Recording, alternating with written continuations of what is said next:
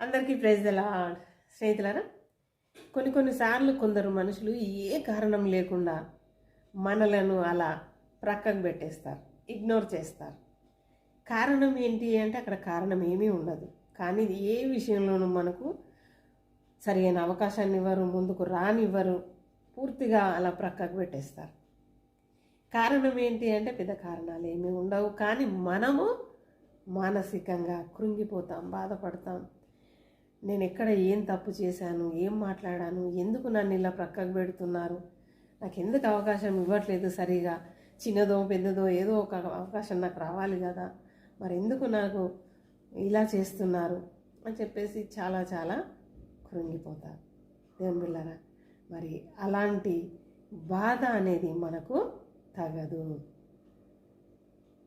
ఇశ్రాయేలీలు ఇద్దరు గొడవ పడతా ఉంటే మోషే వాళ్ళ దగ్గరికి వెళ్ళి, ఎందుకు గొడవ పడుతూ ఉన్నారు, మీరిద్దరు ఒకటే జనాంగం కదా, మరి ఈ గొడవ అనేది వద్దు, సమాధానంగా ఉండండి అని చెప్పి మోషే వాళ్ళకి చెప్పడానికని వెళ్తారు.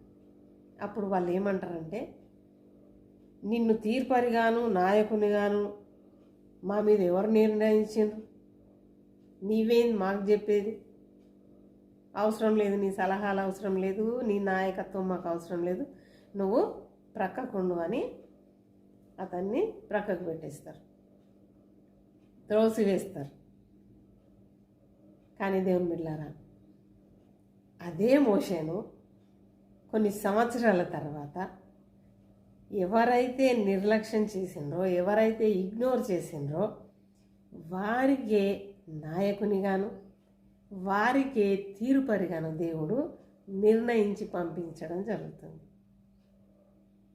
మరి అపోస్తలుల కార్యములు 7వ అధ్యాయము 35వ వచనంలో ఈ మాట మనకు కనబడుతుంది.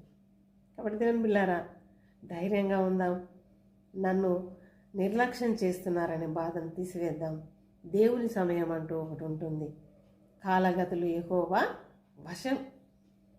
కాబట్టి దేవుని సమయానికి మనల్ని మనం అప్పగించుకుందాం. హల్లెలూయా.